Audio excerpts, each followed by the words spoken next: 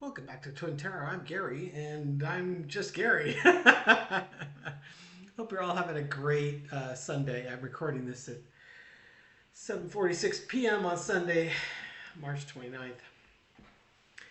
Um, One thing I learned about my wife uh, last week was that Palm Sunday is her favorite church mass. I never knew that until last week. So Laura and I went to mass uh, at the local church for Palm Sunday. And it was a long mass. It was like an hour and 10 minutes. Um, and they did the reading where Jesus gets betrayed by Judas, and Jesus scolds one of his followers because when they went to arrest him, one of his followers cut the ear of one of the uh, folks that was trying to arrest him, and he basically told him, "Hey, knock that off. We're not doing that." And the Pope had a similar message. Um, he was quoted saying, though, he was quoting the Bible, and he said that even though you make many prayers, I will not listen. This is from the Bible. Your hands are full of blood. Um, and he went on to talk about that passage from the reading today about how Jesus was the he was all about love and peace and forgiveness and you know turn if they slap you on the cheek, turn and give them the other cheek. They said in the readings, they were march parading him through town and people were spitting at him, and he refused to block his face from the assaults. He just took it, um, showing a lot of dignity and grace in a very troubling time. Um, and the Pope was being very critical, without naming names, about this war that's going on in Iran. It's not a war, apparently. Um, and he was calling for immediate ceasefire, saying that these airstrikes are indiscriminate and they're killing innocent people. And he was quoting this Bible verse because there's some U.S. officials that have been invoking Christian language to justify strikes on Iran. And Hegseth was even quoted as saying, that he wanted overwhelming violence of action against those that deserve no mercy. So, here are these purported Christians who are doing the exact opposite of what's in the Bible. So not only do they not read the Constitution, apparently they don't read the Bible either. So, I'm just bringing that up more as food for thought. Um, we had the No Kings protests on Saturday, and those were very successful. There was an estimated 9 million people. I suspect it was more than that. Because I think they're basing that count on reservations. And I'm sure that there's a bunch of people like me who made no reservation. I just showed up. I don't reservation. I don't need no stinking reservation. So I just showed up, and I think there's a lot of people like that. So I'm sure there will be other estimates that come out later. But that was worldwide. It was around 9 million people. Um, the other thing that I was thinking about today, and I'm going to do a reading on ultimately once I stop flapping my yap, um, it's just we need to stop and take a deep breath and count the blessings that we have. I have a dear friend of mine. I haven't seen him in a while. He grew up down the street from us, and he got involved in a very bad accident. Um, he's in the hospital right now, and he's going to go in for surgery on Wednesday, I believe. Uh, he he was very actively involved with the Volkswagen community. He even founded his own club, um, because he's got a VW bus. He had a 1956 VW bus. You know, uh, it had about it probably had like 30 horsepower maybe on a good day. 0 to 60 wasn't measurable because I don't think the bus could do 60. And it was a beautiful car. I've ridden in it a couple of times. And I remember him telling me in the past, because like if I'm in a rush to go somewhere, I don't take the bus. I take my Volvo. If I take the bus, I just have to know I'm going to take my time, and I get there when I get there. And he was up on the highway, and someone was speeding and was not taking their time. And Dave said he was in the right lane going about 52, 53 miles an hour because that's about as fast as the bus goes. And he sees this guy coming up behind him awfully fast, and he goes, I gave the bus everything it had, which wasn't much, and he might have got it up to 54, and his bus got rear-ended very severely. Um, so like I said, he's in the hospital. He's got back injuries. He's got some bleeding, internal bleeding that he's contending with. But he's alive. He seems to be in good spirits, and his family started a GoFundMe for him, which I donated to. I've known this guy since kindergarten, first grade. I've got a group of friends that I have known since kindergarten, first grade. He's one of them. And it just, it made me stop and think, we really need to count our blessings. There's a lot of really, really bad things happening in the world today. And it's so easy to go down that rabbit hole that the news stations want to keep you scared, keep you fearful, keep you outraged. And don't get me wrong, there's plenty to be outraged about. But we also need to be thankful for what we've got. And so I want to do a reading more along those lines of that kind of optimism and hopefulness, and what do we have to look forward to in the future. These times are very tough and we have to endure them. But once we get through them, and this is in our rearview mirror, what do we have to look forward to? And that's kind of what I want to go with on this reading. Entertainment purposes only. I hope you're all doing well. I know it's tough out there. Do the best you can. There's a lot of vitriol and division out in the world right now.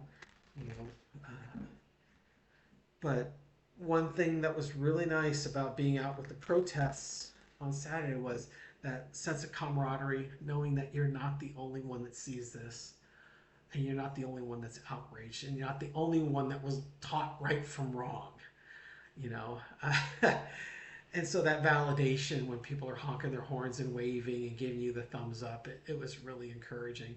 So, counting our blessings, what do we have to look forward to once we're through these turbulent times? Entertainment purposes only. Make sure I got the foundation of the reading is the Fool. We will have a new beginning, a new start to our future. You almost think I'd stack this deck, right? The challenge is the Magician. What future do you want to manifest? In the major arcana, they tell a story. The Fool starts his journey. The first person he comes across is the Magician. And so it's, what do you want your future to look like? So I guess it's take actions today to help define what your future is going to look like.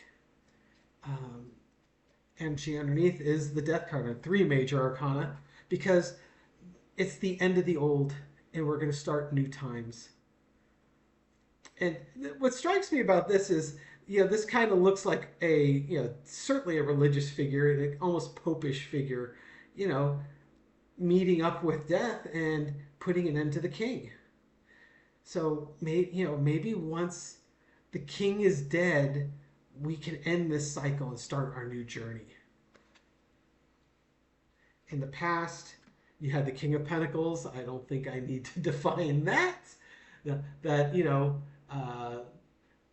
Trump and his oligarchs, having all the power and all the control.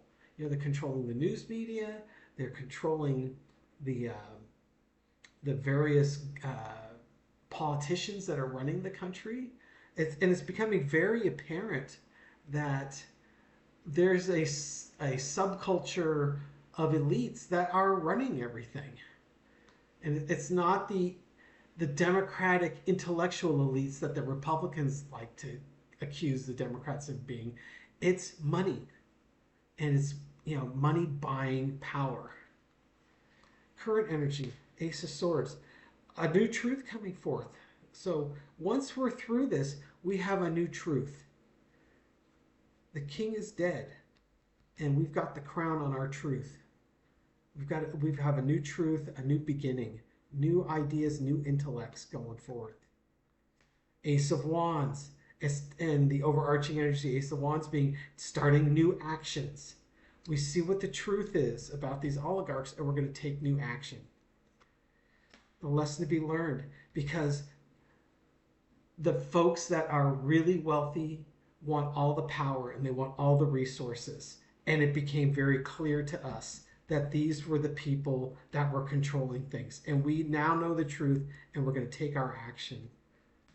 And the outcome is looking towards our future and doing what's in our best interest, what's going to yield the best for everyone in the future, not just for the few, not the 1%ers anymore, the 99%ers.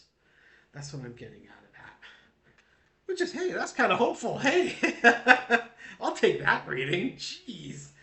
It's what's difficult is all that shit that we're having to go through to get there.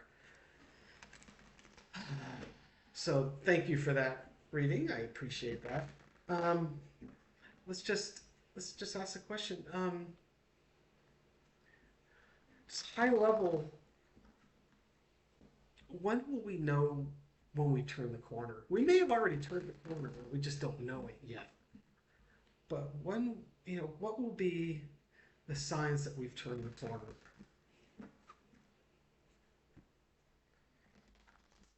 Let's take a look at that. What will be the signs that we've turned the corner? That shuffle there. That's a crazy shuffle. What are the signs that we've turned the corner? Oops. Got the Hangman. We start looking at things differently than we have in the past. The challenge is the King of Wands. We look at things differently, but we need to take actions. And right now it's kind of hard. So the question is, how we know when we've turned the corner. We start looking at things differently, but we need to take those actions. And this could be like the protests. I've never protested before. Hey, I changed political parties. I was a Republican from 1983 until 2026. I switched parties.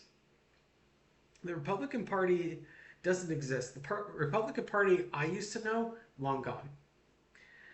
And now it's like, it's not enough to just say I'm a Democrat or I'm an independent.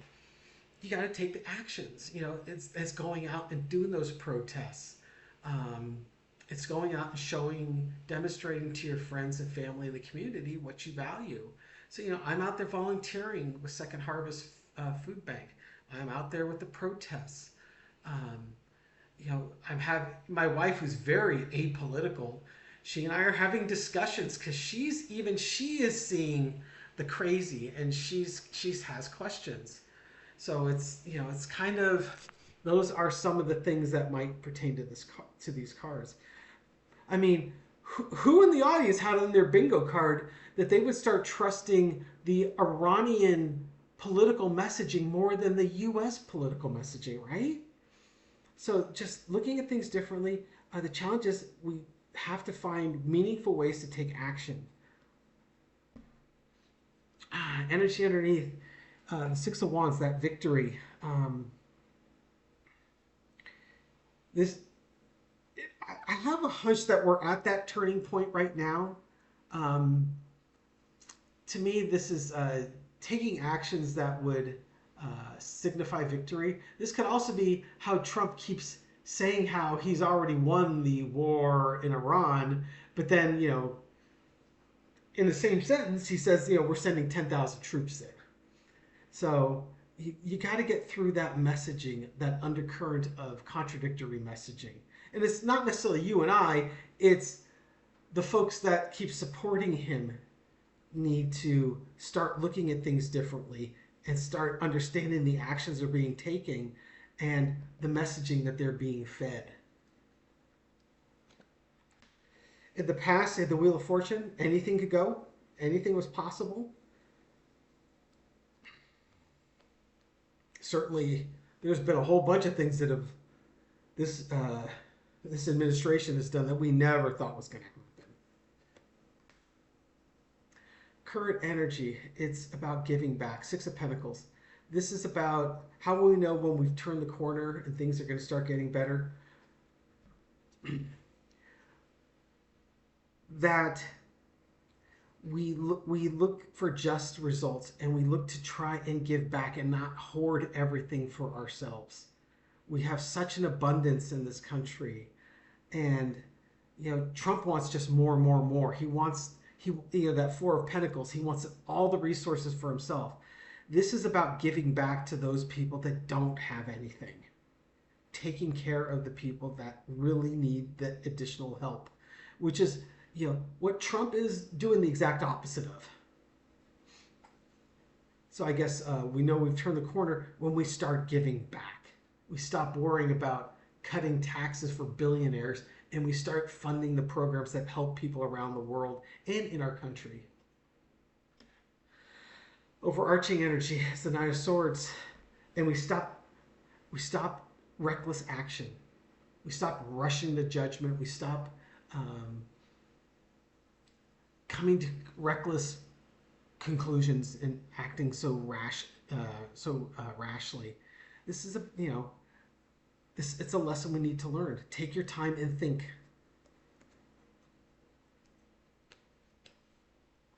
Or the overarching energy. Lesson to be learned.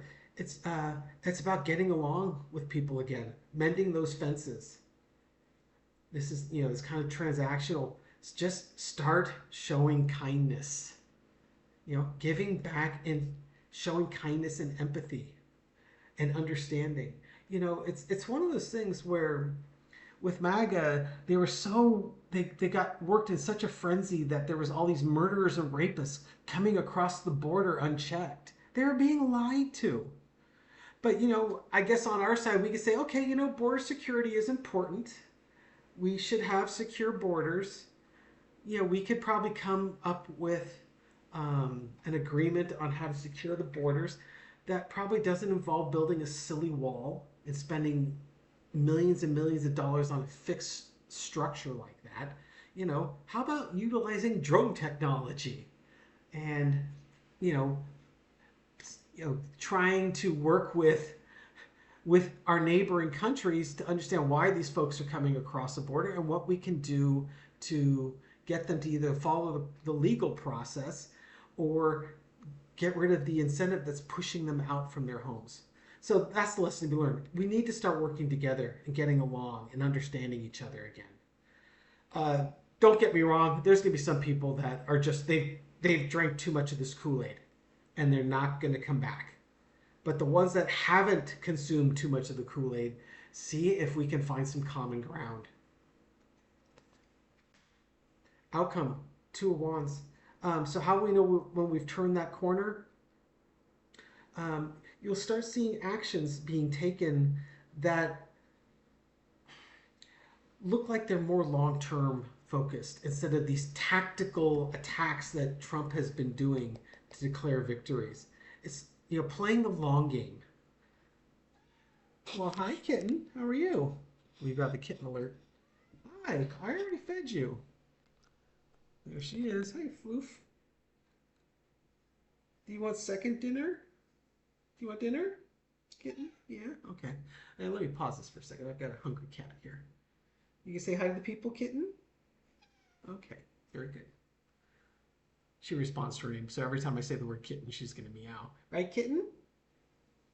Oh, sure. Thanks. Thanks, kitten. Stinker. Yeah. Okay, so that's what I got. I want to share another story with you today about just being thankful for what you have and just counting your blessings. Um, there's a homeless lady that I give money to when I go to the market, and her name is Donna. And I'll always remember her name because the first girl, my first girlfriend, her name was Donna. So I'll always remember Donna's name. And I I went to the store and I saw her out front. She hadn't seen me go into the store, and I made sure when I came out of the store I had some money for her. And I did, dummy me, I forgot to bring a bag, so I only picked up a couple things, but my hands were full of stuff.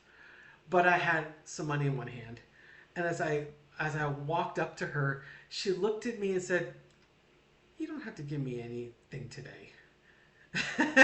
you know, when a panhandler or when someone who's homeless and does panhandling can look you in the eye and say, "You know what?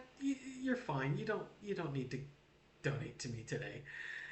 It's just like she's she has done that to me before. I find it kind of interesting, almost slightly amusing. Um, she told me once that she can only panhandle in front of the store. If she's away from the store, she can't panhandle because the Department of Navy has told her, the Naval Department has told her that you can only panhandle in front of the store. And we don't want to offend get her in trouble with the Department of the Navy, so I agreed to that. Um, but I told her, it's like, Donna, Easter's next week. Just take the money, buy yourself an Easter egg or something. And she's just a really nice lady. Um, she obviously has some mental issues that she's dealing with, but I always stop and talk to her, ask her how her day's going, just seeing how she's doing, and I actually look forward to seeing her. But it was just so funny today. She saw that I was kind of had my heart, you know, I had my arms full. She's like, that's all right. You can get me next time. So, um, it makes me happy to see her. It also makes you realize that there are people out there that are really struggling, and they're struggling more than you are. And I know there's a lot of you out there that watch this that are financially struggling, especially some of our friends up in Canada who are paying, $1.65 a liter for fuel. Lena was telling me in the comments that she was only able to put 40 Canadian dollars of fuel into her car because she just didn't have any money, and it just makes you realize that there's a lot of people struggling out there, and it's tough. Uh, so do the best you can to look out for the people around you that need assistance, and just be the best human being that you can be, and we'll get through this. Anyways, I hope you're all having a great day. I want to send a thank you to Patricia for her thoughtful donation to the channel. Oh my, we got the lovers card. It's all about keeping those relationships, and you guys are wonderful. I'm so happy to have you as our audience. And then a card for the rest of us. We got the strength card. It's all about taking care. Our strength doesn't have to come from missiles and bombs and using force. You could be your strength could be demonstrated through kindness and generosity and compassion, and that's where our strength lies. So let's utilize our strengths. Hope you all have a great day. Thanks for tuning in, and we'll catch you soon. Bye.